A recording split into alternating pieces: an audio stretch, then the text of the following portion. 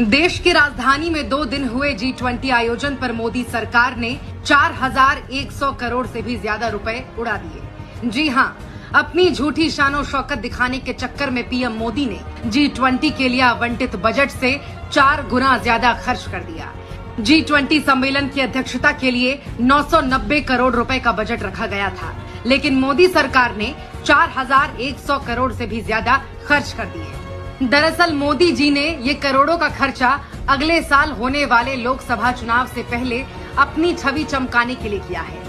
आपके पैसे को अपनी इमेज सुधारने के लिए जमकर खर्च किया। अपने प्रचार प्रसार के लिए करोड़ों रुपए पानी की तरह बहाए गए। सड़कों पर मोदी के बड़े बड़े पोस्टर और होर्डिंग लगाए गए।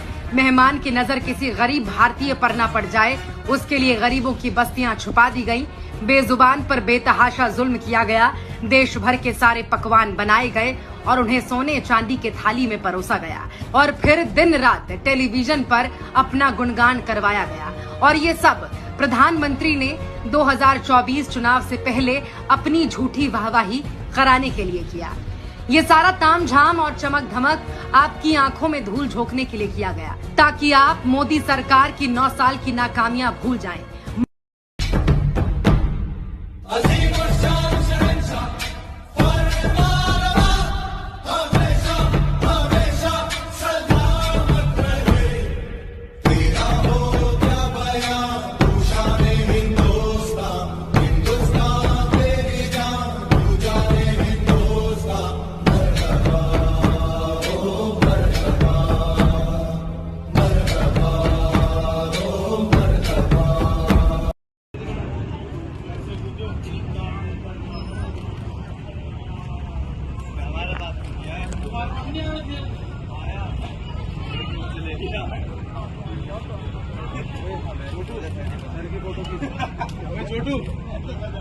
छोटू सर की फोटो ये साइड होकर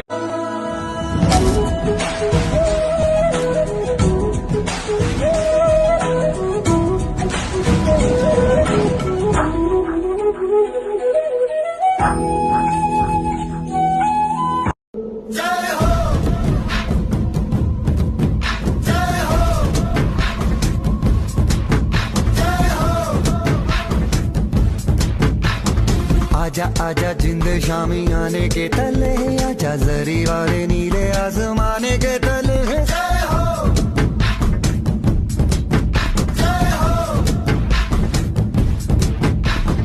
यार बाज हम चाल साज हम इश्क बाज दिल वाले, कहते हैं हमको प्यार से इंडिया वाले, छूटे दिल के तार से इंडिया वाले, हर चीज छीन ले हार से इंडिया वाले, दुश्मन के छक्के छुड़ा दे हम इंडिया वाले, दुश्मन के छक्के छुड़ा दे।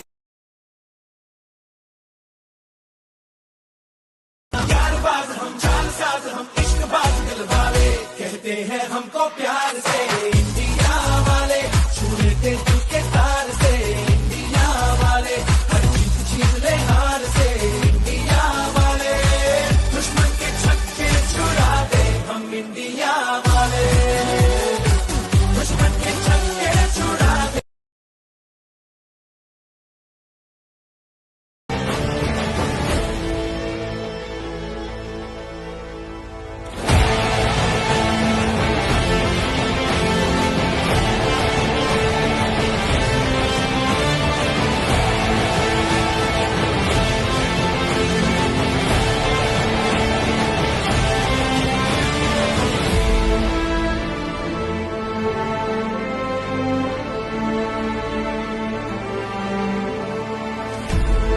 मैं आप सबसे एक रिक्वेस्ट करना चाहता हूँ, एक बात हमेशा ध्यान रखना मेरे दोस्तों, बदलते वक्त के साथ बदल लो, वरना वक्त बदल जाएगा, आप वहीं के वहीं रह जाएंगे। आज का वक्त स्मार्ट पढ़ाई करने का है, आज का वक्त ऑनलाइन पढ़ाई करने का है, ना कि ऑफलाइन क्लासेस में अपने जीवन को बर्बाद करने का है।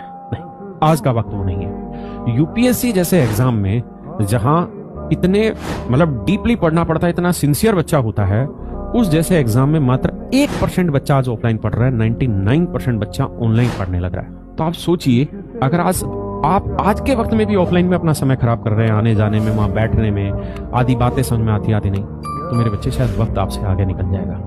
सिलेक्शन लेना है तो खुद को तैयार करना होगा, वक्त के हिसाब से बदलना होगा। जब आपके बच्चों का बर्थडे होता है तो आपको क्या दान करना चाहिए?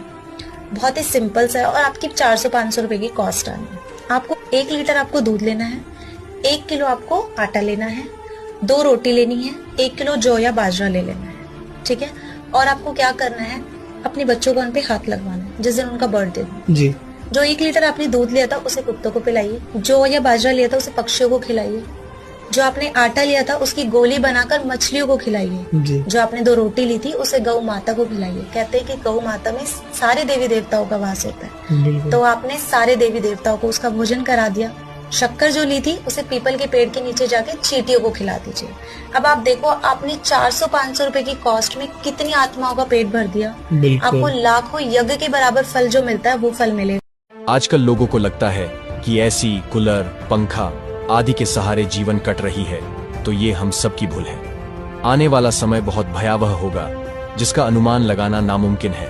अतः आप सभी से निवेदन है कि आने वाले बरसात के समय अपने आसपास 2 पौधा वृक्ष अवश्य लगाएं।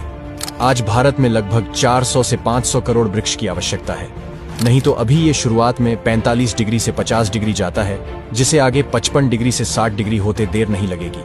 56 से 60 डिग्री पर इंसान जीवित नहीं रहेगा, इसलिए अभी से समझकर पौधे लगाने शुरू करें, क्योंकि एक पौधे को तैयार होने में लगभग 6 साल का समय लगता है। अब बारिश आने वाली है, कृपया 2 पौधा अवश्य लगाएं। याद रखिए, सबको बतलाएं कि वृक्ष ही जीवन है, और कृपया 2 लोगों को ये संदेश अवश्य भेजें ताकि ये संदेश आगे बढ़ता रहे।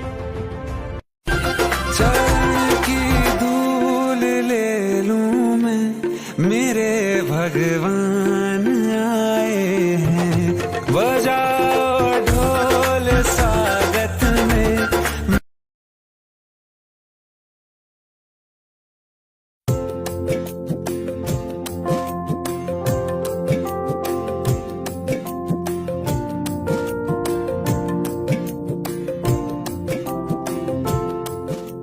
राम भैया, जय बागेश्वर, कहाँ से आए हैं? जय श्री राम।